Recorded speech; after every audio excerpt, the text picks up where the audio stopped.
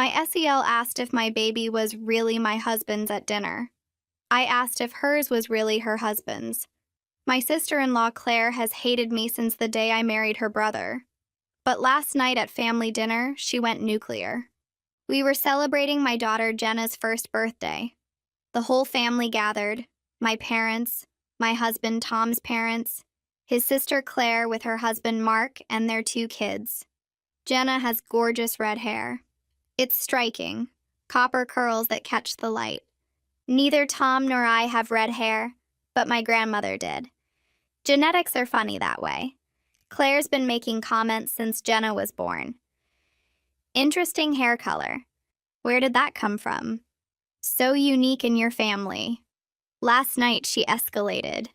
During dinner, while Jenna sat in her high chair covered in mashed potatoes, Claire clinked her glass. I have something to say, she announced. As family, I feel it's my duty to address the elephant in the room. Tom tensed beside me. His mother said, Claire, not now. When then? We're all thinking it. She turned to Tom. Have you considered a paternity test? The table went silent. Excuse me? Tom's voice was deadly quiet. Red hair, Tom. Neither of you have red hair. And the timing. She smiled sweetly. Jenna was born exactly 9 months after your Vegas conference. The one where you said Jennifer stayed home sick. I had been sick. Food poisoning from bad sushi. Tom went alone. Are you suggesting... I started. I'm just saying what everyone's thinking. That baby doesn't look like Tom. And we all know about Jenny's college boyfriend. Ryan, the redhead? Ryan, who I dated for 3 months freshman year, 12 years ago. Tom's mother gasped. Claire, apologize immediately. I'm just concerned about my brother. If Jennifer trapped him with another man's baby. Enough! Tom slammed his hand on the table. But I stayed calm. Deadly calm. I'd been preparing for this moment since Claire started her comments months ago. You're absolutely right, Claire. Paternity matters. In fact, I completely agree that families should verify these things. She looked triumphant. So you'll do a test? Sure, right after you. What? I pulled out my phone. See, when you started making comments about Jenna, I got curious about your kids. Your son Jake has brown eyes. You have blue. Mark has blue. 2 blue-eyed parents can't have a brown-eyed child. Basic genetics. Claire went white. That's not... Genetics are complicated. They are. So I did some digging. Remember your husband's best friend, Daniel? Brown eyes. Spent a lot of time at your house 8 years ago, right around when Jake was conceived. Mark looked at Claire. What is she talking about? Nothing. She's lying. Am I? I scrolled through my phone. These are from your Instagram. You and Daniel. Lots of cozy photos from that summer. This one's interesting. You're wearing Mark's college shirt, but he was deployed then. Who took this photo, Claire? Stop it, Claire hissed. Oh, and Sarah, your daughter? She has that adorable cleft chin. Neither you nor Mark have cleft chins, but your personal trainer Josh does. You trained with him a lot 6 years ago. Mark stood up. Claire, what the hell? She's making things up. She's deflecting. Tom's dad intervened. Everyone calm down. No, I said. Claire wanted to discuss paternity at a family dinner. Let's discuss it. I looked at Mark. Did you know Claire had Josh's number saved under pizza delivery in her phone? Found that out from her friend Monica. They had a falling out last year. Monica's very chatty after wine. Claire was crying now. You investigated me? You accused me of cheating and trapping your brother. You've been implying my daughter isn't his for a year. So yes, I looked into you. Want to know what else I found? Please stop, she whispered. The credit card statements showing hotel charges during your book club meetings? The second phone you keep at your office? Mark grabbed his keys. Kids, we're leaving. Mark, wait. 8 years. 8 years I've been raising another man's son? Tom finally spoke. Actually, Mark, that's not true. Everyone turned to him. Jake is yours. I had a DNA test done months ago when Claire started this nonsense about Jenna. Figured if she was projecting this hard about infidelity, maybe she had reason. Jake's your biological son. Then why does he have brown eyes? I asked, genuinely confused. Tom pulled out his phone. Because Mark's father has brown eyes. It can skip a generation. I asked your mom, Mark. Your dad has brown eyes, right? Mark's mother nodded. Yes, Harold has brown eyes. So Jake wasn't Daniel's. But Claire didn't know Tom had tested him. Which meant, you thought Jake wasn't Mark's, I said to Claire. For 8 years you believed you were hiding another man's child. Claire sobbed harder. Mark looked destroyed. Even if Jake's mine and Sarah? I asked. Want to explain Josh? That's when Tom's mother stood up. I need to tell you all something about Sarah. Everyone looked at her. Sarah is Mark's.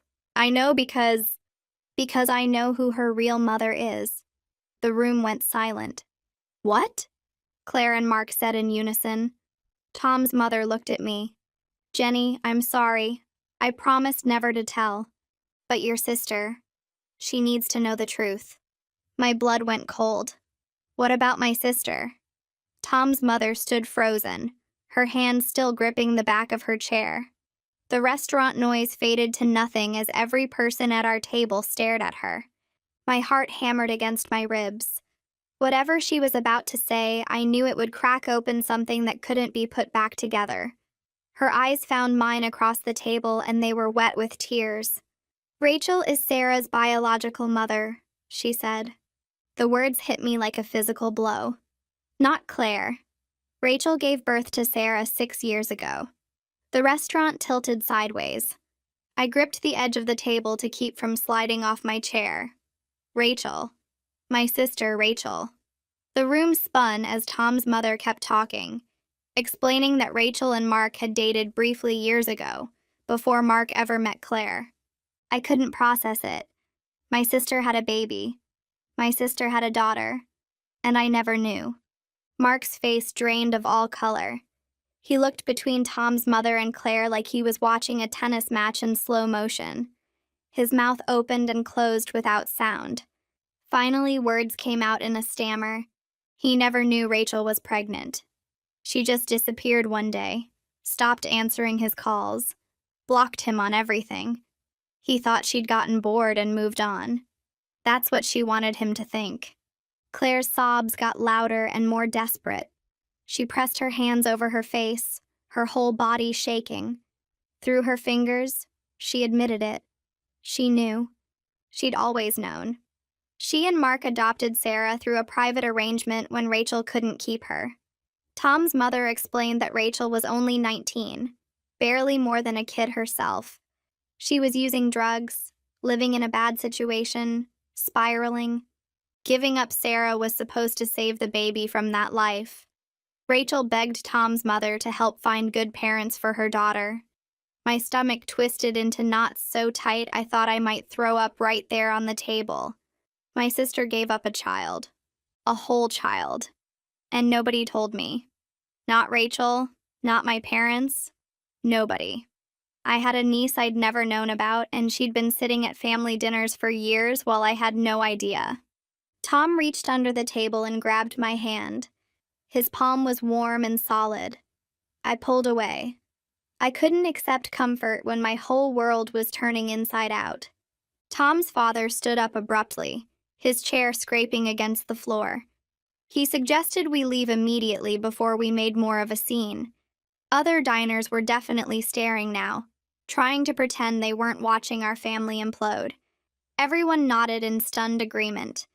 We gathered our things in silence. Jenna was still in her high chair, mashed potatoes dried on her face, completely unaware that the adults around her were falling apart. I picked her up mechanically, grabbing the diaper bag with my other hand. Nobody spoke as we filed out of the restaurant. Back at Tom's parents' house, I went straight for my phone. My hands shook so badly I could barely unlock it. I called Rachel, It rang 4 times and went to voicemail. I tried again. Same thing. On the third try, I left a message. My voice came out strange and high. I asked her to call me back urgently, that something had happened at dinner and we needed to talk. I didn't say what. How could I even explain this in a voicemail? I hung up and stared at my phone, willing it to ring. Rachel kept this secret for 6 years. 6 entire years. Had she been watching Sarah grow up from a distance this whole time? Did she show up to family gatherings hoping to catch a glimpse of her daughter? My mind raced through every family event, every holiday, trying to remember if Rachel had acted strange around Sarah. I couldn't recall anything obvious. Maybe she'd gotten good at hiding it. Claire sat on the couch in Tom's parents' living room. Her body collapsed in on itself like a broken doll. Mark stood on the opposite side of the room, as far from her as he could get without leaving. He wouldn't even look in her direction. His jaw was clenched, so tight I could see the muscles working. Tom's mother sat in an armchair, her hands folded in her lap. She started explaining how it all happened. Rachel had called her in a panic when she was 4 months pregnant. She was scared, alone, using drugs she couldn't quit. She begged Tom's mother to help her find a good family for the baby. Tom's mother had just watched Claire suffer through her second miscarriage. Claire had been devastated, crying for days, saying she felt broken and useless. When Tom's mother suggested the private adoption, Claire grabbed onto it like a lifeline. Mark's voice cut through the room, sharp and angry. Why didn't anyone tell him the baby was his? Tom's mother looked down at her hands. Rachel made her promise not to reveal who the father was. Rachel wanted a clean break. She thought Mark would have a better life not knowing he'd gotten a teenage girl pregnant during what was supposed to be a casual summer thing. She didn't want him tied to her mess. She didn't want him to feel obligated to fix her broken life. Something clicked into place in my head. Claire had hated me for years with an intensity that never made sense. Every time she looked at me, she was reminded that Sarah wasn't biologically hers. Every time we had a family gathering, she saw me with my sister, saw the resemblance between Rachel and Sarah that she prayed nobody else would notice. Tom's mother said Claire became obsessed with the idea that I would somehow discover the truth. She thought I'd expose her, destroy her family, take Sarah away. So she tried to strike first. She attacked Jenna's paternity to deflect attention, to make me the suspicious one instead of her. Tom's voice cut through the room like a knife. He stood up so fast his chair scraped against the floor. His face was red, redder than I'd ever seen it, and his hands were shaking as he pointed at his mother. He told her she'd had years to come clean about this. Years to tell him the truth about Sarah. Years to stop Claire from tearing into me at every family gathering. He said she chose to protect Claire instead of being honest with her own son. She let Claire attack me for a year while knowing the real reason Claire was so paranoid. His voice got louder with each word. He asked her how she could watch Claire accuse me of cheating and not say anything. How she could let me be treated like garbage in this family when she knew the truth the whole time. Tom's father tried to put a hand on his shoulder, but Tom shook him off. He said his mother had enabled Claire's cruelty and let it poison the whole family. That she'd chosen sides and it wasn't his side or mine. Claire's voice came out small and broken. She said she'd been scared for 6 years. Every single day she woke up afraid that Sarah would find out somehow. That someone would see the resemblance between Sarah and Rachel. That Rachel would show up and want her daughter back. She said the fear ate at her constantly. She couldn't sleep. She couldn't relax. Every time we had a family gathering, she watched me and Rachel, terrified we'd figure it out. She said looking at me hurt because I had everything she didn't. I could have babies naturally. I didn't have to live with a secret that could destroy my family. She knew it wasn't fair to hate me for that, but she couldn't stop herself. The guilt and fear twisted into anger, and I was the easiest target. She said she knew it was wrong, but she couldn't control it. Mark moved closer to Claire but didn't sit down. His voice was quiet and hard. He asked her directly if she'd ever slept with Daniel. Claire shook her head fast, crying harder. She said no, never. Then Mark asked about Josh. Claire looked down at her hands. She admitted she'd had an emotional affair with Josh.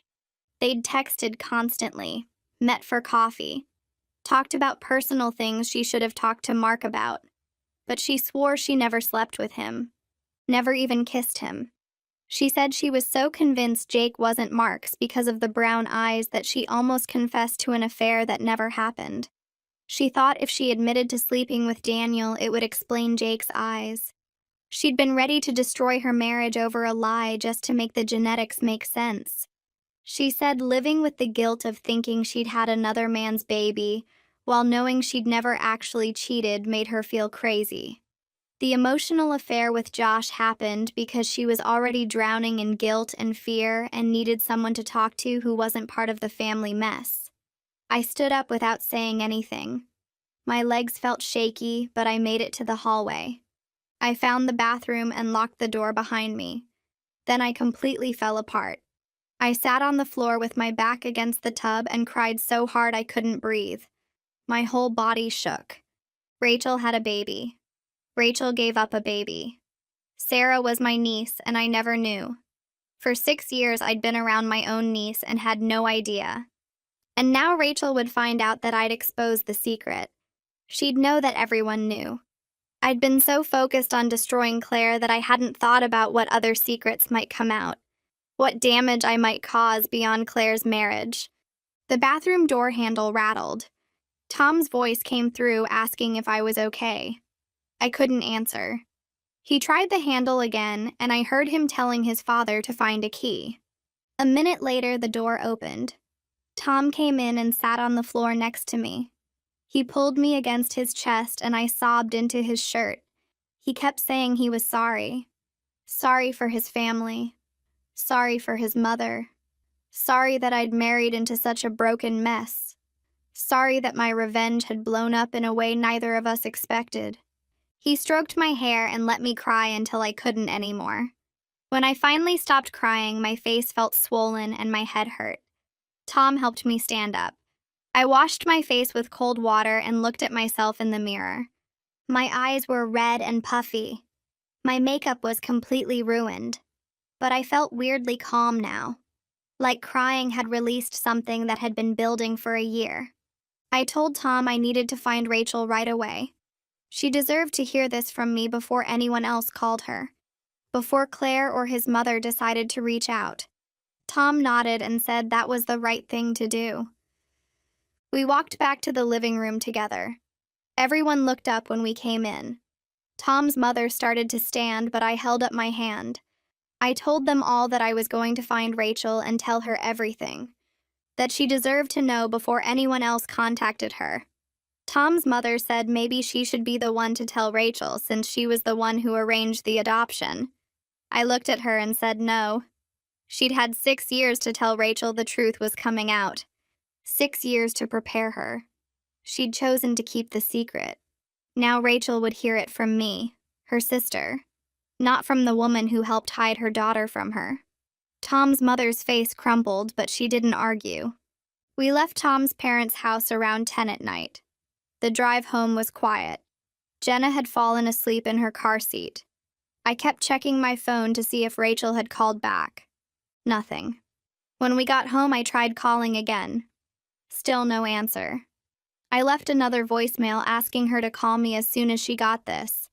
That it was urgent. That I needed to talk to her tonight if possible. Tom put Jenna to bed while I paced the kitchen. I tried texting Rachel. I kept the text vague, just said I needed to talk to her about something important involving the family. Around 11:30, my phone finally rang. Rachel's name lit up the screen. I answered before the second ring. Rachel asked what was wrong and why I'd called so many times. I told her I couldn't explain over the phone, but I needed to see her. Could we meet for breakfast in the morning? Rachel said I was scaring her and asked if someone had died. I said no, nothing like that, but I had to tell her something in person. Rachel was quiet for a long moment. Then she agreed to meet me at the diner near her apartment at 8 in the morning. After we hung up, I knew I wouldn't sleep. I lay in bed next to Tom, staring at the ceiling. He held my hand but didn't try to make conversation. There was nothing to say that would make this better. Morning came too slowly and too fast at the same time. I got to the diner 15 minutes early and ordered coffee I couldn't drink. My stomach was in knots.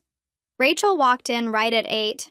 She looked worried. She slid into the booth across from me and asked what was going on. I didn't know how to start, so I just told her everything. The dinner. Claire's accusation about Jenna.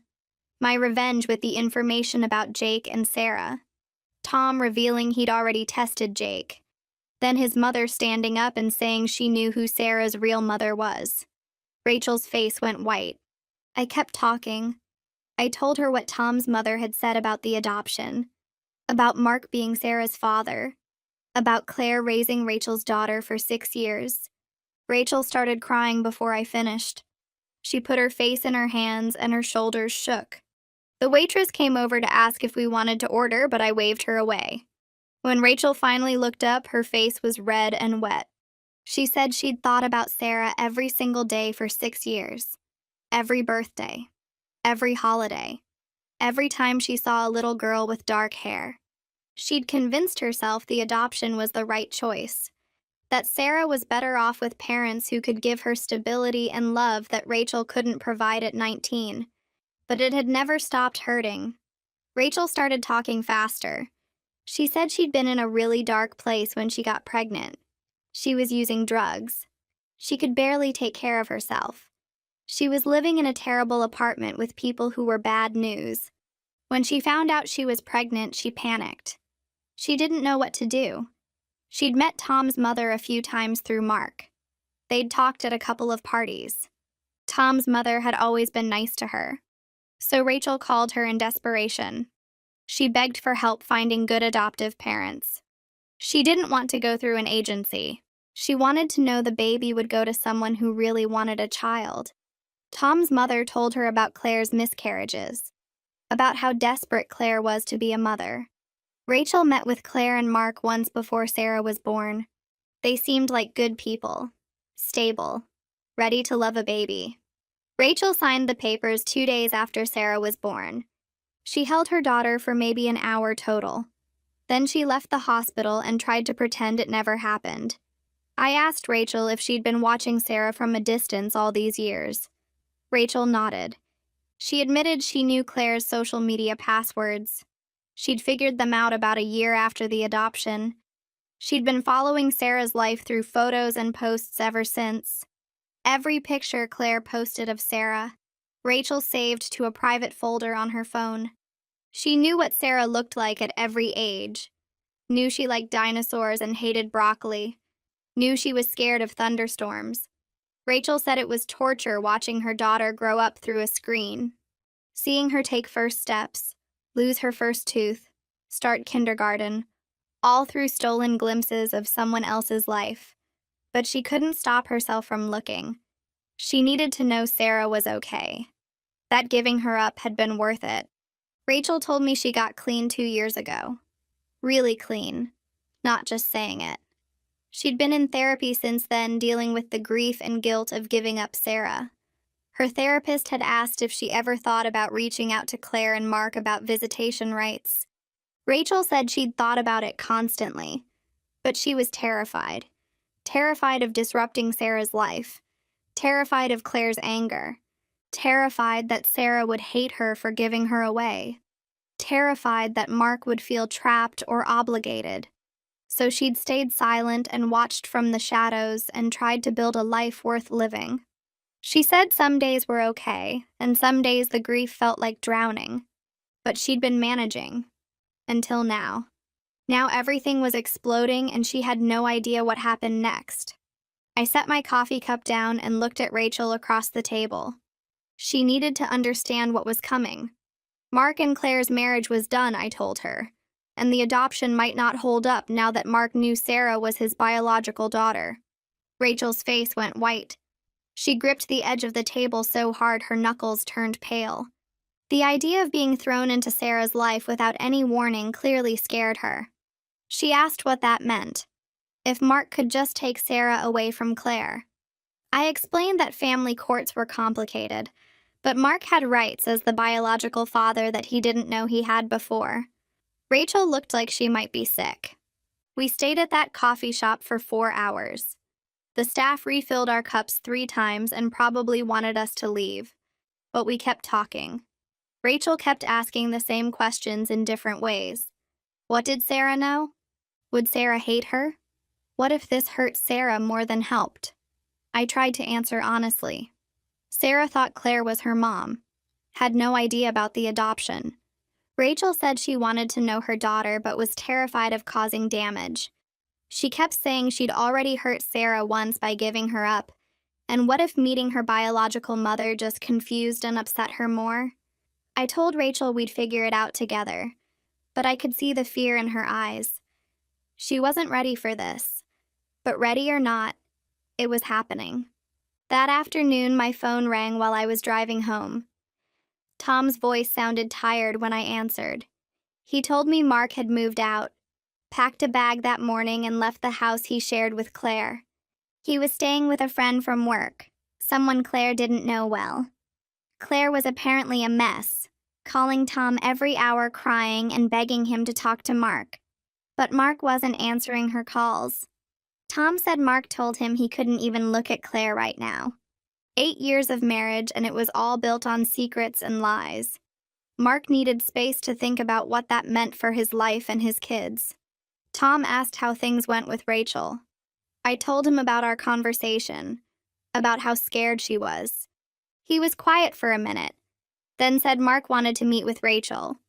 He wanted to talk about Sarah, about what happened 6 years ago and what happens next. My stomach dropped. I asked when. Tom said Mark was thinking next week, whenever Rachel was ready. He wanted me there too, if I was willing.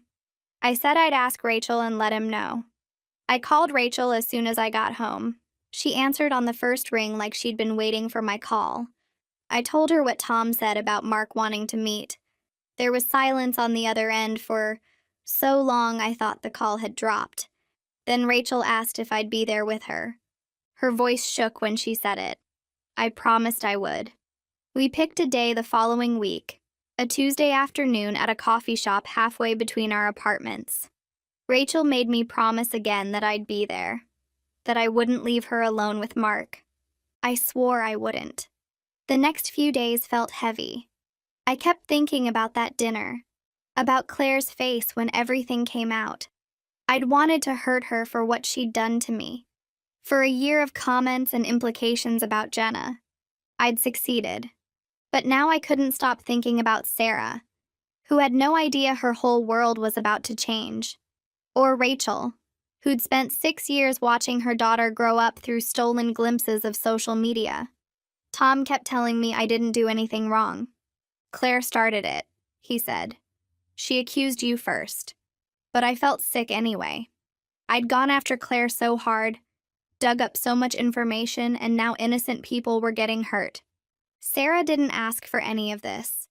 Rachel didn't ask for her secret to be exposed. Even Jake was caught in the middle of his parents' marriage falling apart. I told Tom I felt like I'd thrown a grenade into everyone's lives. He held me and said, Claire threw the first grenade, I just threw it back. But that didn't make me feel better. Tom's mother called on Thursday. I almost didn't answer. I stared at her name on my phone screen for 3 rings before I picked up. She apologized immediately, said she was sorry for keeping the secret all these years, sorry for not protecting me from Claire's attacks. She admitted she knew Claire was projecting her guilt onto me, but she'd convinced herself that keeping peace in the family mattered more than standing up for what was right.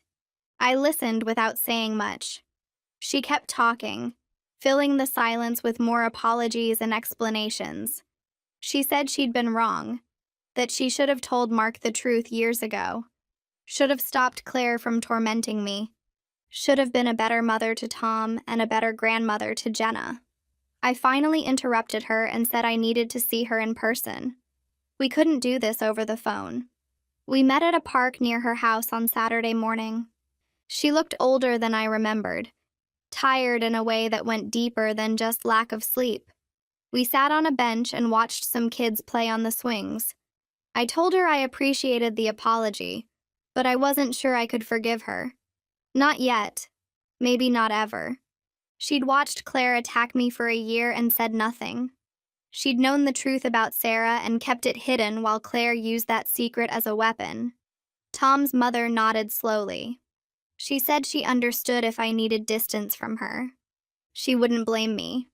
I told her I needed time to figure out what our relationship looked like going forward. She said she'd wait as long as it took, but her eyes were wet when she said it. We sat there for a while longer without talking much. Then I left. The walk back to my car felt longer than it should have. Tuesday came faster than I wanted. I picked Rachel up from her apartment and we drove to the coffee shop together. She barely spoke during the drive, just stared out the window and twisted her hands in her lap. I asked if she was okay and she said no, but she had to do this anyway. The coffee shop was busy, full of people on laptops and meeting for lunch. Mark was already there when we arrived. He sat at a corner table and I barely recognized him. He looked exhausted, like he hadn't slept in days. His shirt was wrinkled and he needed a shave. Rachel froze when she saw him. I had to touch her elbow to get her moving again. We walked to the table and Mark stood up. He and Rachel stared at each other for a long moment. Neither of them seemed to know what to say. I suggested we all sit down. We did. The silence stretched out uncomfortable and thick. Mark spoke first. He said he wasn't angry with Rachel about the adoption. His voice was quiet, careful. He told her he understood she'd been young and struggling and made what she thought was the best choice. Rachel's eyes filled with tears, but she didn't let them fall. Mark said he was angry with Claire for lying to him for 6 years. Angry with his mother for helping keep the secret, but not angry with Rachel. She'd been 19 and scared and trying to do right by her baby. He got that. Rachel finally spoke, her voice barely above a whisper. She said she was sorry. Sorry for not telling him about the pregnancy back then. She explained that she'd been ashamed and scared. She thought Mark would be better off not knowing, that he'd have a better life without being tied to her and her problems. Mark listened without interrupting. When she finished, he said he accepted her apology, but now they had to figure out what happened next. Sarah would need to know the truth eventually, and they had to decide together how to handle it. Rachel apologized again. She kept saying sorry, like if she said it enough times it would fix things. She told Mark she'd been ashamed back then, convinced she was doing him a favor by keeping the pregnancy secret. She thought he'd be trapped if he knew, stuck with a teenage addict and a baby he didn't plan for. Mark's face softened a little. He said he wished she'd told him anyway, that he would have wanted to know, but he understood why she didn't. Rachel wiped her eyes with a napkin. She said she'd thought about telling him 1,000 times over the years, but convinced herself it was too late, that reaching out would only make everything worse. Mark nodded slowly. Then he said what they really needed to talk about was Sarah. She was 6 years old and had no idea Claire wasn't her biological mother. They had to figure out when and how to tell her, and what Rachel's role in Sarah's life would be. The conversation was just beginning, and we all knew it would be the first of many. We talked for another hour about Sarah. Mark wanted to make sure we all understood what we were dealing with. A 6-year-old kid who thought her mom was someone else entirely. He kept saying we needed professional help, that none of us knew how to handle this kind of thing. Rachel agreed immediately. She said she'd do whatever the experts recommended, that she just wanted what was best for Sarah. I watched them talk and noticed how careful they were with each other. No anger, no blame, just two people trying to figure out the right thing to do for a child they both loved. Mark pulled out his phone and started looking up child psychologists who specialized in adoption issues. He found 3 in our area and said he'd call them all tomorrow. Rachel asked if she could be part of choosing the therapist. and Mark said yes without hesitating. They discussed what they'd tell the psychologist about the situation: the private adoption, the lies, the sudden revelation. It sounded worse when they laid it out like that. Mark said Sarah's emotional health had to come first, before anyone's feelings or wants. If the therapist said Sarah wasn't ready to meet Rachel, then they'd wait. Rachel's face crumpled at that, but she nodded. She wiped her eyes again and thanked Mark for letting her be involved at all. Her voice shook when she said she never thought she'd get this chance, that she'd accepted years ago that she'd given up any right to know her daughter. Mark looked at her across the table and his eyes got wet too. He said that despite everything, despite how much it hurt to learn the truth this way, he was glad Sarah would get to know her biological mother. He said every kid deserved to know where they came from. Rachel started crying for real then. Not quiet tears, but actual sobs that made other people in the coffee shop look over at us. Mark reached across and put his hand over hers. He told her it was going to be okay, that they'd figure it out together. I felt my own throat get tight watching them. These two people who'd made a baby together when they were barely adults, who'd been kept apart by lies for 6 years, trying to do right by their kid. It felt important somehow, like something broken was starting to heal even though it would never be the same as if it had never broken at all. The weeks after that meeting moved fast. Mark filed for divorce from Claire. Tom told me about it one night while we were getting Jenna ready for bed. He said Claire had moved in with his parents temporarily because she couldn't afford her own place yet. She was seeing a therapist twice a week and had started taking medication for depression and anxiety. Tom said his mom told him Claire was finally dealing with mental health issues she'd ignored for years. The guilt about Sarah, the fear of being exposed, it had all built up into this toxic thing inside her that came out as cruelty toward me. I felt strange hearing that. Not sorry for her exactly, but less angry maybe. Understanding why someone acts terrible doesn't make it okay, but it makes it make sense. Tom and I started going to couples counseling too. Our therapist was this older woman with gray hair and kind eyes who didn't let us get away with anything. She made us talk about how Tom's family had affected our marriage, how his mom keeping secrets had created an environment where lies were normal, how Claire's attacks on me had made me defensive and Tom protective in ways that weren't healthy. We learned to set boundaries, real ones, not just saying we would, but actually doing it. We agreed that Jenna came first, that protecting her from family drama was more important than keeping the peace with Tom's parents or Claire. It felt good to say that out loud and have Tom agree completely. Rachel found a family therapist who worked with adoption cases. Requested Reds is on Spotify now. Check out link in the description or comments. The woman specialized in helping biological parents reunify with children who'd been adopted. Rachel saw her every week. She told me the therapist was helping her understand that building a relationship with Sarah would take years, not months.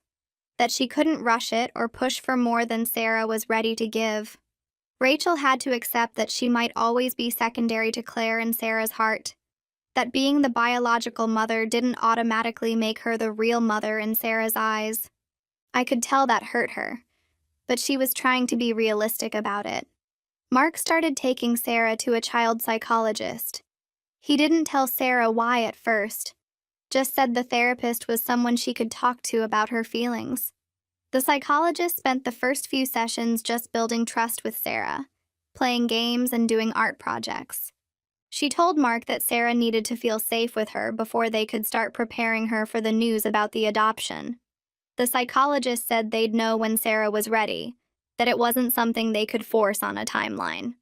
Mark accepted that even though I could tell he wanted to get it over with. The waiting was hard on everyone. Claire reached out to me through Tom about a month after everything exploded. She asked if we could meet to talk. I didn't want to. I told Tom I wasn't ready to see her, that I was still too angry. But he said she was really struggling, that she was trying to make amends and maybe I should at least hear her out. I thought about it for a few days. Finally, I agreed, but only if we met somewhere public, We decided on a park near my house. I got there first and sat on a bench near the playground, watched some kids on the swings, and tried to calm my nerves. When Claire showed up, I barely recognized her. She looked terrible. Thin in a way that wasn't healthy, like she'd forgotten to eat for weeks. Her face was pale, and she had dark circles under her eyes that makeup couldn't hide. Her hair needed washing, and her clothes hung loose on her frame. She looked like someone who'd been sick for a long time. She sat down on the other end of the bench, keeping distance between us. We didn't say anything for a minute, just sat there while kids screamed and played around us. Claire spoke first. She apologized for everything, for years of being cruel to me, for the comments about Jenna, for the accusations at the dinner. Her voice was quiet and flat, like she was reading from a script she'd memorized. She said her guilt about Sarah had made her paranoid. She was so scared someone would find out the truth that she saw threats everywhere. And I represented everything she wasn't. A woman who could have babies naturally, who didn't have to lie to her husband, who seemed to have it all together. She said attacking me made her feel less powerless somehow. She knew the apology didn't fix anything, didn't undo the damage. But she wanted me to understand that her behavior was never really about me. It was about her own fear and self-hatred. I listened without interrupting. Let her get it all out. When she finished, she looked at me with these hollow eyes, waiting for me to respond. I took a breath and told her I understood why she did what she did. That knowing about her guilt and mental health issues helped me make sense of it. But I also told her I wasn't ready to forgive her yet. Maybe not ever. What she did hurt me deeply. She made me doubt my husband, made me feel unsafe in my own family, almost destroyed my marriage. Understanding her reasons didn't erase that pain. Claire nodded slowly. She said she didn't expect forgiveness, that she knew she didn't deserve it. She just wanted me to know she was sorry, and that she was working on herself. We sat quiet for another minute. Then Claire said something that surprised me. She said she was grateful Sarah would get to know Rachel, that even though it meant accepting she'd failed as Sarah's mother, it was the right thing. She'd built their whole relationship on a lie, and now Sarah would pay the price for that. The hardest part, she said, was knowing that Sarah might eventually choose Rachel over her. That once Sarah knew the truth, she might decide her biological mother was her real mother, and Claire was just the woman who lied to her for 6 years. Her voice cracked when she said it, and I saw real fear in her eyes. Not fear of being exposed anymore. Fear of losing her daughter's love. I reached across the bench and touched Claire's arm. She flinched but didn't pull away. I told her that Sarah was lucky to have so many people who loved her. Rachel, knowing her daughter, didn't erase the 6 years Claire spent being Sarah's mom. Those years were real. The bedtime stories, the scraped knees, the first day of school, all of it counted. Claire looked at me with red eyes and asked how I could say that after everything she'd done to me. I said I understood she was broken, that fear and guilt had twisted her into someone cruel. That didn't make what she did okay, but it helped me see her as a person instead of just a villain. She started crying again, harder this time, and I sat with her until she stopped. We didn't hug or make promises about the future. I just told her to keep going to therapy and focus on being the best version of herself she could manage. Then I left her sitting on that bench and walked back to my car. 2 months passed before Mark felt ready to tell Sarah the truth. He'd been working with the child psychologist for weeks, planning how to explain adoption to a 6-year-old. Tom and I offered to be there for support, but Mark said he needed to do this with just him and the therapist present. The day it happened, I waited by my phone all morning. Mark finally called around noon and said it went better than expected. Sarah cried and asked a lot of questions about why her biological mom gave her away. The therapist helped Mark explain it in simple terms, that Rachel was very young and sick and wanted Sarah to have a better life. Sarah asked if Rachel didn't love her, and Mark promised her that wasn't true at all. Rachel loved her so much she made the hardest choice a mother could make. Sarah wanted to know if she could meet Rachel someday, and Mark said maybe, when everyone was ready. Rachel spent the next week writing a letter to Sarah. She called me crying multiple times, asking if she was saying the right things. I read draft after draft, helping her find words a 6-year-old could understand. She explained that she was very young when Sarah was born, only 19, and she was making bad choices that hurt herself. She loved Sarah from the moment she knew about her, but she knew she couldn't give Sarah the life she deserved. So she asked Mark and Claire to be Sarah's parents because she knew they would love her and take care of her. She said giving Sarah up was the hardest thing she ever did, but she thought about her every single day. The therapist read the letter to Sarah during their next session. Mark told me Sarah listened quietly, then asked to see pictures of Rachel. He pulled out his phone and showed her some old photos from when they dated. Sarah stared at them for a long time, studying Rachel's face.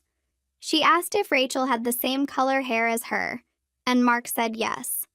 Sarah touched her own hair and smiled a little. 3 weeks later, Sarah told Mark she wanted to meet Rachel. Mark called me that night and asked if I thought Rachel was ready. I said she'd been ready for 6 years.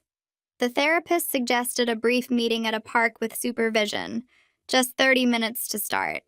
Mark asked if I would come along for support, and I agreed immediately.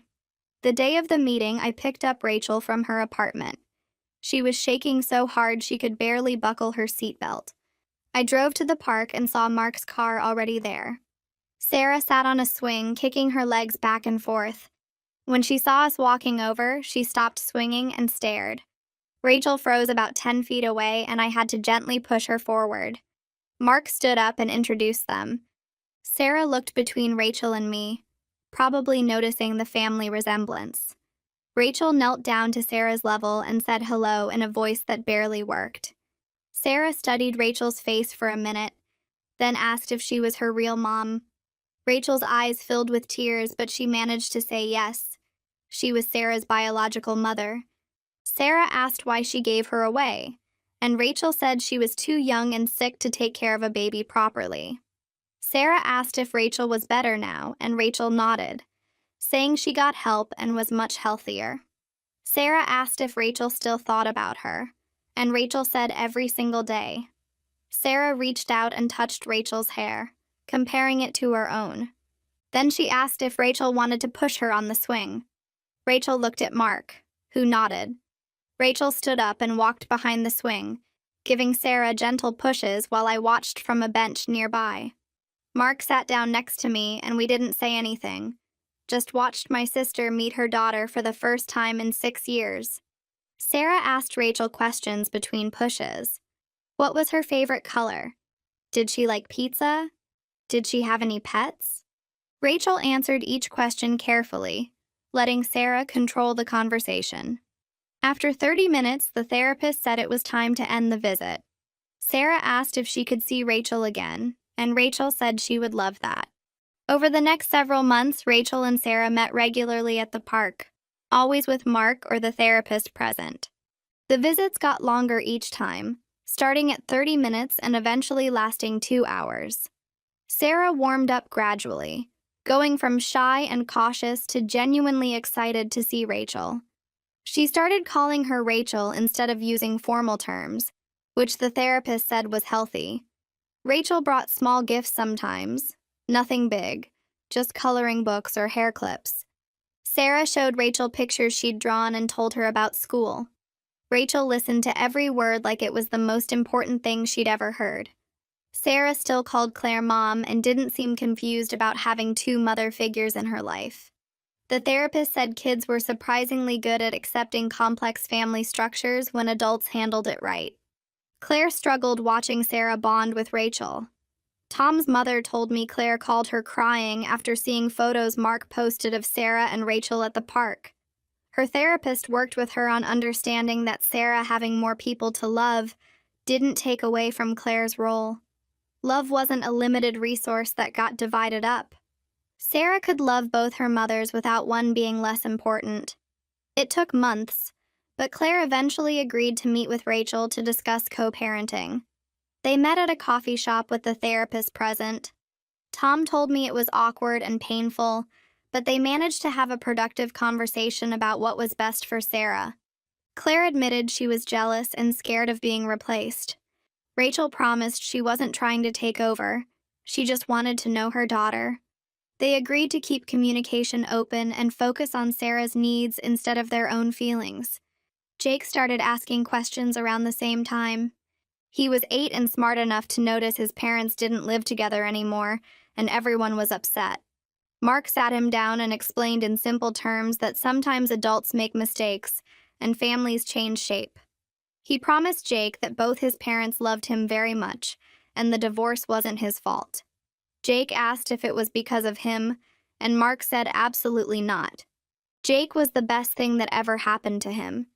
Jake asked about Sarah and Rachel, and Mark explained that Sarah had a biological mother who wanted to be part of her life now.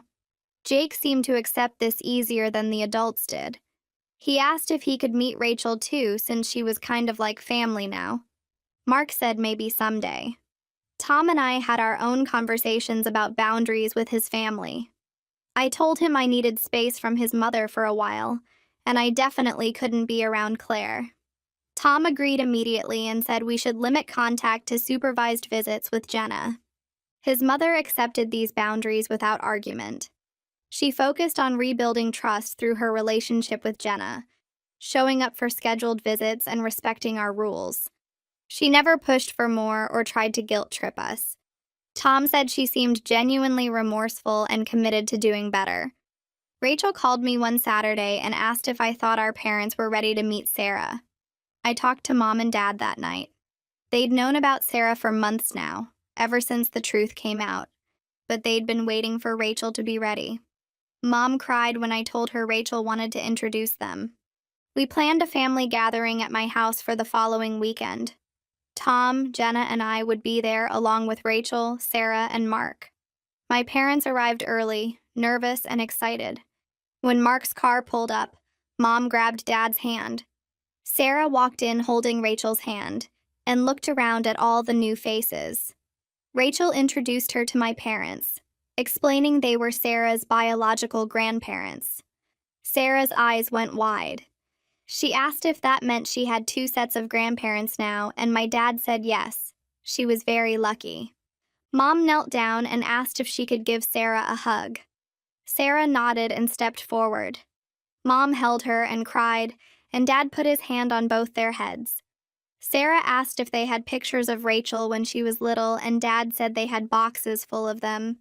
Sarah asked if she could see, and my parents spent the next hour showing her photo albums, while Sarah asked a million questions. I watched Jenna toddle across the living room toward Sarah, who sits cross-legged on the carpet building a tower with colorful blocks. Jenna crashes into the tower with both hands, giggling as blocks scatter everywhere, and Sarah laughs instead of getting upset. She helps Jenna stack the blocks again, patient and gentle, and I feel something twist in my chest. These 2 little girls are cousins by blood in ways none of us expected, connected through secrets that tore our family apart and somehow brought us closer. Sarah shows Jenna how to place a block on top, guiding her chubby hands, and my daughter squeals with delight when the tower stays standing. My parents sit on the couch watching them play, Mom wiping tears from her eyes every few minutes. Dad keeps taking photos with his phone, documenting this strange new reality where his granddaughters play together while their mothers navigate complicated truths. Rachel stands by the window talking quietly with Mark, both of them watching Sarah with similar expressions of wonder and grief. I'm glad Sarah will grow up knowing her biological family, that she won't spend her life wondering about the missing pieces of her identity like Rachel did. The gathering feels fragile but real, like we're all learning a new language together. 3 weeks later, Tom comes home from work and finds me in the kitchen making dinner. He sets his briefcase down and tells me he had lunch with Mark today, and Mark mentioned he's seeing someone new. I stop chopping vegetables and turn to look at him, surprised because it's only been a few months since the divorce was finalized. Tom explains that Mark met a woman named Nolan Cross at a work conference, and she knows everything about the complicated family situation. She has kids from a previous marriage too, Tom says, and she told Mark she respects that he's committed to co-parenting with Claire and supporting Rachel's relationship with Sarah. Tom leans against the counter and says, Mark seems lighter somehow, like he's finally breathing again after years of holding his breath. I ask if Mark brought her around the kids yet, and Tom shakes his head, explaining that Mark wants to take things slow and make sure it's serious before introducing anyone to Jake and Sarah. Tom pulls out his phone and shows me a photo Mark sent, a casual selfie of Mark and Nolan at a coffee shop, and Mark is smiling in a way I haven't seen in years. His whole face looks different, younger, like someone lifted a weight off his shoulders. Tom says Mark told him that being free from a marriage built on secrets feels like waking up from a bad dream. I rinse the vegetables and tell Tom I'm happy for Mark, that he deserves to find someone who accepts all the complicated parts of his life. The next afternoon, a card arrives in the mail addressed to me in handwriting I recognize immediately. I open it standing by the mailbox, pulling out a simple card with flowers on the front. Inside, Claire has written just a few lines. She says she's sorry for everything she put me through, for the years of hostility and the horrible things she said at Jenna's birthday dinner. She writes that she's moved into her own apartment and is focusing on being a better mother to Jake and maintaining her relationship with Sarah. She doesn't ask for forgiveness or expect a response, just wanted me to know she's working on herself and hopes someday we can be civil for the sake of the children. The card is dated the day of Jenna's second birthday, and I realize Claire sent it on what must have been a painful anniversary for her. I stand there holding the card, reading it twice, then carry it inside and put it in a drawer. I'm not ready to respond yet, but I keep the card instead of throwing it away, and that feels like progress. Rachel calls me that evening while I'm giving Jenna a bath. She sounds excited, almost breathless, and tells me she just left her therapy session. Her therapist helped her work through another difficult memory today, she explains, and afterward Rachel felt something shift inside her. She's been seeing Sarah twice a week now, always with Mark present, and Sarah has started asking questions about Rachel's life.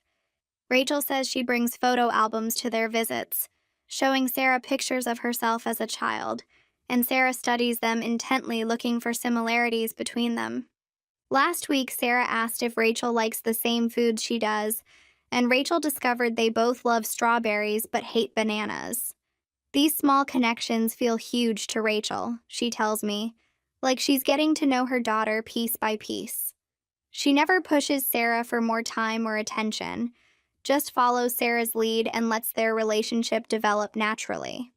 Rachel's voice cracks when she tells me that getting to know Sarah, even in this limited way, has brought healing she never thought possible. She says she spent 6 years believing she'd made an unforgivable mistake, that giving up Sarah meant she didn't deserve to be a mother. But watching Sarah grow and thrive, seeing that her decision gave Sarah a stable home even if the circumstances were complicated, helps Rachel forgive herself a little more each day. I dry Jenna off and carry her to the bedroom while Rachel talks, and I tell my sister I'm proud of her for doing the hard work of healing. 6 months after that explosive dinner at the restaurant, Tom and I host a family gathering at our house. I spend the morning cooking while Tom sets up extra chairs in the dining room, both of us nervous about having everyone under one roof again. Rachel arrives first, carrying a homemade dessert and wearing a new dress. She looks healthier than I've seen her in years, her face fuller and her eyes brighter. Mark shows up next with Jake and Sarah runs straight to Rachel for a hug before even taking off her coat. Jake hangs back, shy around Rachel still, but Mark encourages him to say hello and Jake manages a quiet greeting. Tom's parents arrive last, his mother carrying a bouquet of flowers and looking uncertain about her welcome. I accept the flowers and direct everyone to the living room, where Jenna immediately demands attention from her grandparents. The atmosphere feels tense at first, everyone too polite and careful, speaking in measured tones and avoiding controversial topics. But then Sarah asks if she can show Rachel her new coloring book, and Rachel sits on the floor with her, while Sarah explains each picture in elaborate detail. Jake joins them after a few minutes, adding his own commentary, and the adults gradually relax, watching the children interact naturally. Tom's father starts telling stories about Mark and Tom as kids, and Mark laughs for the first time since arriving. I serve dinner and we all crowd around the table, passing dishes and filling plates, and the conversation flows more easily than I expected. Tom's mother asks Rachel about her job, and Rachel talks about a project she's leading at work. Mark tells everyone about Jake's soccer team making the playoffs. I watch them all making an effort. Choosing kindness over grudges and seeing everyone try feels like progress, even if we're not completely healed. During dinner, Sarah sets down her fork and looks between Rachel and Claire, who sits at the far end of the table. Sarah's voice is small, but clear when she asks if she can call Rachel something special, something different from what she calls Claire. The table goes quiet, and Rachel's eyes fill with tears. Sarah suggests Mama Rachel to distinguish her from Mom Claire and asks if that would be okay. Rachel can't speak for a moment, just nods while wiping her eyes, and finally manages to say, "That would be wonderful." Claire's face goes pale, but she forces a smile and tells Sarah that sounds perfect, that it's important for Sarah to have special names for both her mothers. The moment stretches out, significant and fragile, and I see Rachel mouth thank you to Claire across the table. Sarah seems satisfied with the arrangement and goes back to eating her mashed potatoes, unaware of the weight of what just happened. Mark reaches over and squeezes Sarah's shoulder, his own eyes wet, and Tom's mother dabs at her face with a napkin. The rest of dinner feels lighter somehow, like we've crossed an invisible threshold. Sarah calls Rachel Mama Rachel twice more before dessert, testing out the name, and each time Rachel's face lights up like someone gave her an unexpected gift. I watch this strange new family dynamic taking shape, messy and imperfect but genuine, and I think about how Sarah is learning that families can have complicated structures and still be full of love. That night, after everyone leaves, Tom and I clean up the kitchen together in comfortable silence. He washes dishes while I dry them and put them away, and we work in the rhythm we've developed over years of marriage. Once the kitchen is clean, we sit on the back porch with glasses of wine, listening to crickets and watching fireflies in the yard. Tom says he's been thinking about everything that's happened over the past year, and I tell him I have too. We talk about how our family has been permanently changed, how there's no going back to the way things were before that dinner at the restaurant. Tom says he's angry at his mother for keeping secrets, and at Claire for years of cruelty, but he's also grateful that the truth finally came out. Rachel has her daughter back in her life, he points out, and Sarah knows her full story instead of growing up with hidden pieces of her identity. The pain was terrible, he admits, but some good came from the truth being revealed. I lean against his shoulder and agree, thinking about how secrets rot families from the inside. We sit there until the mosquitoes drive us inside, talking about the future and how we'll navigate this new family structure. Tom promises we'll keep protecting Jenna while also helping her understand her extended family as she grows older. I promise to keep working on forgiveness, even though it's hard, because holding on to anger only hurts me. The next morning, I pull out my phone and stare at Claire's contact information for 10 minutes before finally typing a message.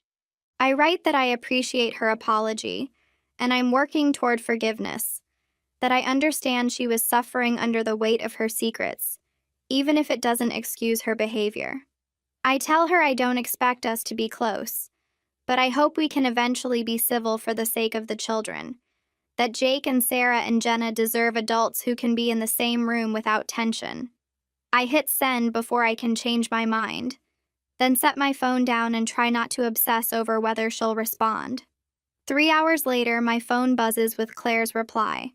She thanks me for reaching out and says she doesn't expect us to ever be friends, but she hopes we can find a way to coexist peacefully at family gatherings. She writes that she's grateful I'm not trying to keep Jenna away from Jake and Sarah, that the cousins deserve to know each other. Her message is brief and genuine, without the manipulation or passive aggression that used to characterize her communication. I save the message and feel something loosen in my chest. Not forgiveness exactly, but maybe the beginning of letting go. 2 weeks later, Tom's mother calls and asks if she can take Jenna to the park. My first instinct is to say no or insist that Tom has to go with them, but I force myself to pause and consider. Tom's mother has shown up for every scheduled visit with Jenna over the past months, respecting our boundaries and never pushing for more. She brings age-appropriate toys and reads to Jenna patiently, and I can see she genuinely loves her granddaughter. I tell Tom's mother yes, she can take Jenna to the park, just the two of them. She sounds surprised and grateful, promising to have Jenna back by lunchtime. I watch from the window as Tom's mother buckles Jenna into her car seat, and I have to resist the urge to run outside and change my mind. Tom comes up behind me and puts his hands on my shoulders, reminding me that his mother has earned this trust through consistent behavior. I spend the next 2 hours anxious and checking my phone, but Tom's mother brings Jenna home exactly when promised. Jenna is happy and tired, clutching a new stuffed animal her grandmother bought her. Tom's mother thanks me for trusting her and doesn't overstay her welcome, leaving after just a few minutes.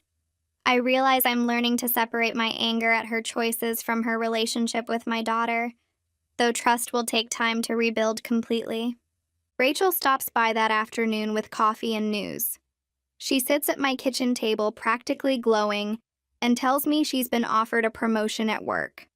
Her boss called her into his office yesterday and said they were impressed with her leadership on recent projects and they want her to manage a whole department. The promotion comes with a significant raise and better benefits, Rachel explains, and she accepted immediately. She says she's been working toward this for years, but she finally feels stable and confident enough to step into a leadership role. She credits getting to know Sarah with giving her motivation to build the life she always wanted, that having her daughter back in her world made her want to become someone Sarah could be proud of. I hug my sister and tell her I'm proud of her, that she's overcome so much and deserves every good thing coming her way. Rachel tears up and admits she never thought she'd have a career she loved and a relationship with her daughter, that for years she believed she'd ruined her life with one mistake. But now she's learning that people can heal from their worst moments and build something beautiful from the wreckage. We sit there drinking coffee and talking about her new role, and I watch my sister finally becoming the person she was meant to be before addiction and trauma derailed her path. 3 months after Rachel's promotion news, Mark's lawyer calls with the final divorce papers. The judge signed off on everything that morning, and Mark texts me asking if I can meet him for coffee to talk about how to tell the kids. We sit in a booth at the diner near his new apartment, and he looks tired but calmer than I've seen him in months. He says the custody arrangement splits Jake's time 50-50 between him and Claire, alternating weeks so Jake can have stability in both homes. Sarah's primary custody stays with Mark, but Claire gets her every other weekend and 1 evening per week for dinner. Mark pulls out the paperwork and shows me the section about holidays and birthdays, how they'll rotate years so the kids spend Christmas with one parent and Thanksgiving with the other. He says it was hard negotiating all the details, but both he and Claire focused on what would hurt the kids least. Claire agreed not to fight for more custody of Sarah, because she knows Sarah needs time to adjust to having Rachel in her life too. Mark tells me he's grateful the whole process didn't turn into a battle, that his lawyer warned him these things usually get nasty, but Claire's therapist helped her stay focused on the children instead of her anger.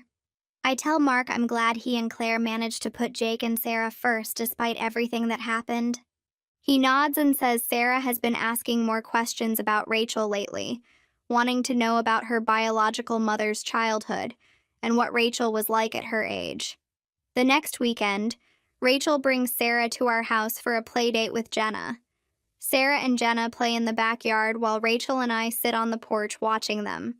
Sarah comes running up to Rachel and asks what she was like when she was 6 years old. Rachel glances at me and I give her an encouraging nod. Rachel sits down on the grass and Sarah plops next to her, looking up with those big, curious eyes. Rachel tells Sarah she was a lot like her at that age, loved playing outside and reading books about animals. Sarah asks if Rachel had a mom and dad who loved her, and Rachel says yes, she did. Those are Sarah's grandparents who Sarah met a few months ago. Sarah gets quiet for a minute, then asks why Rachel gave her to Mom Claire and Dad Mark. Rachel takes a deep breath and explains in simple words that she was very young and going through a really hard time, that she was sick and couldn't take care of a baby the way a baby deserves. She tells Sarah that giving her to Mark and Claire was the hardest thing she ever did, but she wanted Sarah to have the best life possible. Sarah asks if Rachel was sad, and Rachel admits she was incredibly sad, that she thought about Sarah every single day. Sarah reaches over and pats Rachel's hand and says she's glad Rachel is better now and can be her Mama Rachel. I watch my sister's eyes fill with tears as she hugs Sarah gently. Sarah pulls back and asks if Rachel still gets sad sometimes, and Rachel says yes. But seeing Sarah and getting to know her makes the sad feelings much smaller. Sarah seems satisfied with this answer and asks if she can go play on the swings now. Rachel laughs and says, of course, and Sarah runs off to join Jenna. I reach over and squeeze Rachel's hand, and she squeezes back without saying anything, because we both understand how important that conversation was. 2 weeks later, Tom mentions that Claire joined some kind of support group for mothers dealing with adoption issues. He heard it from his mother, who heard it from Claire's therapist, who suggested the group. Claire apparently goes every Tuesday night and has been opening up about her fears and guilt to other women who understand what she's going through. Tom says his mother told him Claire seems lighter lately, less weighed down by the secrets she carried for so long. A few days after that, Claire texts Tom asking if she can talk to him about something important. They meet for lunch, and when Tom comes home, he tells me Claire wanted him to know she's learning to forgive herself for her mistakes. She told Tom the support group helped her realize she's not a terrible person, just someone who made bad choices out of fear and desperation. Claire said she's accepting that Sarah having Rachel in her life doesn't erase the 6 years Claire spent being Sarah's mom. Tom says Claire actually thanked him for being supportive of her relationship with Jake and for not trying to keep the kids from her despite everything that happened. I tell Tom I'm glad Claire is getting help and working on herself, that maybe someday I'll be able to have a real conversation with her without all the anger between us. A full year passes since that explosive dinner at the restaurant where everything fell apart and came together at the same time. We're planning Jenna's second birthday party, and I'm addressing invitations when Tom asks who's on the guest list. I tell him everyone, both sides of our complicated family, because Jenna deserves to have all the people who love her at her party. Tom looks surprised but pleased and helps me finish the invitations. The morning of the party, I'm setting up decorations in our backyard when Tom's parents arrive early to help. Tom's mother brings a beautiful cake she made herself and asks where I want her to set it up. I direct her to the table under the big oak tree, and she arranges it carefully while Tom's father strings up the birthday banner. My parents show up next with bags of presents for Jenna and immediately start playing with her in the grass.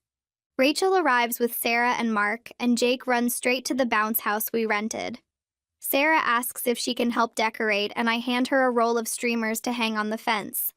Claire shows up last, parking down the street and walking slowly to the backyard gate. She brought a small gift wrapped in pink paper and sets it on the present table without making a big entrance. The atmosphere feels warm despite the obvious tension humming underneath everything. I watch everyone interact carefully, being polite and making an effort for the sake of the kids. Tom's mother helps my mother with the food while Tom's father talks to Mark about work stuff. Rachel plays with Jenna and Sarah, keeping them entertained while I finish setting up. Claire stays mostly on the edges, talking quietly with Jake and watching the other adults with cautious eyes. I feel grateful looking around at all these people who've been through so much together. Grateful that we found a way to move forward instead of letting the pain tear us apart completely. When it's time for cake, everyone gathers around the table and sings happy birthday to Jenna. I watch Claire and Rachel standing on opposite sides of the table, both helping Sarah hold her plate steady while I cut slices for the kids. Claire hands Sarah a fork, and Rachel wipes frosting off Sarah's face with a napkin, and they manage to coordinate without speaking directly to each other. I'm struck by how far we've all come from that terrible night at the restaurant when secrets exploded and family bonds shattered. The healing isn't complete and probably never will be because some wounds leave permanent scars. But we're learning to coexist in our new reality. This complicated family structure where Sarah has two mothers and everyone knows the truth. Claire catches me watching and gives me a small nod. Not quite a smile, but an acknowledgement. Rachel sees the exchange and relaxes slightly, focusing back on Sarah, who's asking for a second piece of cake. I realize that this is what moving forward looks like. Not perfect harmony, but genuine effort from everyone involved. Tom pulls me aside while the kids are playing and the adults are cleaning up paper plates. He tells me he's proud of how I've handled everything this past year, especially my compassion toward Rachel and my willingness to eventually forgive his family. I lean against him and admit that holding on to anger was hurting me more than anyone else, that I didn't want Jenna growing up watching her mother be bitter and resentful. Tom says he knows it wasn't easy for me to let go of the hurt his sister caused, that most people wouldn't have been as understanding. I tell him I want Jenna to see healthy conflict resolution, to learn that people can hurt each other badly and still find ways to repair relationships. Tom kisses my forehead and says that's exactly the kind of mother he knew I'd be. We stand there watching our daughter play with her cousins, and I feel a sense of peace I didn't think was possible a year ago. As the party winds down and people start gathering their things, Sarah runs up to Rachel and Mark with an excited request. She asks if she can have a sleepover at Rachel's apartment soon, maybe next weekend. Rachel looks at Mark with hope and uncertainty in her eyes, and Mark smiles and says that sounds like a great idea. Sarah jumps up and down clapping and asks what they'll do during the sleepover. Rachel suggests they could make pizza together and watch movies and paint their nails. Sarah hugs Rachel tight and then runs to hug Mark too, thanking him for saying yes. I watch this casual exchange and I'm amazed by how easily Sarah moves between her two mothers and her father. The way she trusts both Rachel and Claire, the way she includes Mark in her excitement, it shows how children can adapt to complex family structures when the adults handle it with care and consistency. Jake comes over and asks if he can come to the sleepover too, and Mark laughs and says, "Maybe next time. This one is just for Sarah and Rachel to spend time together." Jake shrugs and runs back to the bounce house for one last jump before they have to leave. That night, after everyone has left and Jenna is asleep in her crib, Tom and I sit on our porch in the darkness. The house is quiet except for crickets chirping in the yard and the occasional car passing on the street. Tom takes my hand and we sit there reflecting on the past year. Everything that's happened since I exposed Claire's secrets at that family dinner. I tell Tom I never intended to blow up our family like that. I just wanted to defend myself and Jenna from Claire's accusations. Tom says he knows, that he doesn't blame me for what happened because the truth would have come out eventually anyway. We agree that while the revelation was painful and messy, it ultimately freed everyone from years of guilt and fear and dysfunction. Rachel got her daughter back in her life. Sarah learned the truth about her adoption. Mark escaped a marriage built on lies. And Claire finally got help for the issues she'd been hiding for years. Tom says our family is stronger now for having faced everything together, that secrets were poisoning us all and now we can build something healthier. I lean my head on his shoulder and admit I'm tired but hopeful, that I think we're going to be okay. We sit there in the darkness for a long time, holding hands and listening to the night sounds, both of us understanding that our family will never be simple or easy, but it's ours, and we're going to keep fighting for it. That's it for today's story. Thanks for spending part of your day here. It really does mean a lot. I hope it left you with something gentle and good.